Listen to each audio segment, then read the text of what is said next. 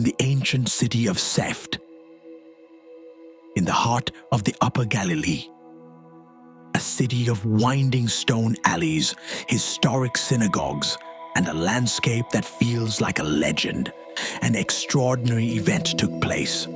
On October 2nd, 1965, Eitan Ovadia was born. The son of Mordecai, a drawing teacher, still remembered with pride by the elders of Safed, and Judith, a beloved kindergarten teacher and gifted cook who raised generations of children while filling the home with the scents and flavors of tradition. Eitan's place in the family was clear. The younger brother of Eliza and the older brother of Tal. The foundations were already set. From his father, precision, patience, and straight lines. From his mother, warmth, love for children, and a passion for the kitchen. And so into a home filled with love, education, and hard work, Eitan arrived. Like a character stepping into a great story, unaware that he was destined to become its leading star. But at the age of 3, the plot took a dramatic turn. The family left the stone alleys of Saft for a modern city. A city with wide streets, green neighborhoods, public gardens, and above all, dance festivals. And so Eitan grew up in an extraordinary place, Carmiel. Like every young member of the tribe, Eitan began his path in the local school.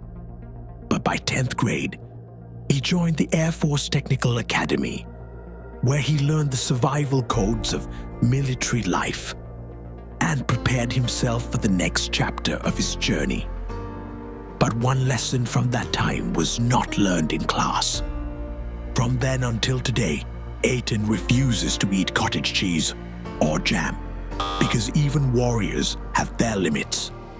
Upon completing his studies, Eitan enlisted in the Air Force. Stationed at Uvda Air Base, he found himself in one of the harshest places in the country. Barren landscapes, unbearable heat, and the intense routine of service. But Eitan did not settle for regular duty. He signed on for 2 additional years, becoming an inseparable part of the force. Shortly after his release, a figure from his past returned, Rama, the girl he had once loved. Their paths crossed again on April 1st, 1988, in a mysterious place called Gabi Farm. Some say it was coincidence. Others are convinced it was fate. What is certain, it was not an April Fool's joke. Rama recalls that Eitan won her heart with a rare combination. He was handsome, articulate, a true romantic, but above all, with his unique sense of humor, made her laugh until she cried, like one of his most famous lines, "Mom, I want to play with Grandma." "No problem, son. Go take the bones out of the closet." At that moment, Rama knew this was the man she wanted to spend the rest of her life with.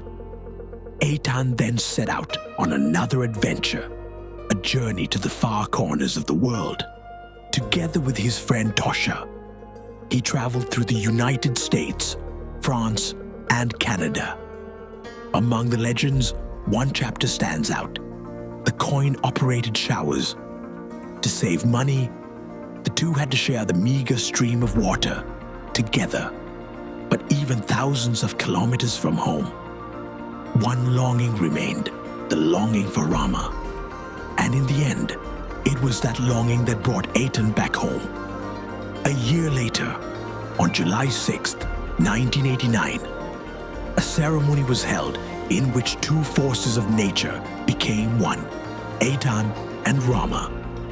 Together they set out on a shared journey, not only as a couple, but as partners in the daily adventure of survival. On that very day, a small pact was also made. Rama promised that every morning, for the rest of their lives, she would bring him coffee in bed that in reality never came true. And so Eitan learned an important lesson about marriage. Love is forever, but coffee you make yourself. Over the years, the pack grew.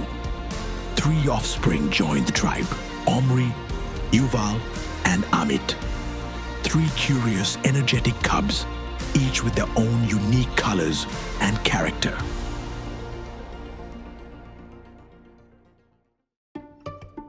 In the animal kingdom, every alpha has its territory.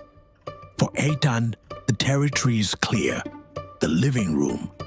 When Maccabi Haifa steps onto the field, or when Real Madrid prepares for a decisive match, the living room becomes sacred ground. Family members quickly evacuate the area, knowing the leader requires absolute silence. Like his mother Judith, Eitan found his way into the kitchen. But not everything went smoothly at first. In one of his first attempts, he tried to make meatballs. The result: meatballs that looked like worms crawling out of them. But from then on, he became a certified chef, a champion of bread, a master of meatballs, beloved by anyone who sat at his table. Even his father Didi and his sister Aliza admitted Eitan's food is tastier than Mom's. Eitan has another unique talent: collecting information. In his neighborhood, no secret remains hidden. When asked, he insists, "I'm not gossiping, I'm collecting information." And so over the years, he earned a legendary nickname, Shula. 60 years have passed since it all began, and the dynasty continued to grow, with the arrival of 4 grandchildren: Raphael, Ophir, Emilia, and Jonathan. Thanks to them, Eitan's legacy is not only a story of the past, but a living, breathing present. And today, Eitan stands at the peak of his power. 6 decades of experiences, from the alleys of Seift, through the streets of Carmiel, the desert air bases, distant lands, and the warm home he built with Rama, his children, and his grandchildren. He is a devoted father, a loving grandfather, a caring father-in-law, a gifted chef, a passionate fan, and above all, a rare figure, a quiet leader radiating strength, wisdom, and endless love. But this is not the end of the story. It is only another chapter in an ongoing saga. For Eitan, at 60, is still full of plans, dreams, and dad jokes. And so, like every great hero in the chronicles of history, Eitan's story continues to be written every single day.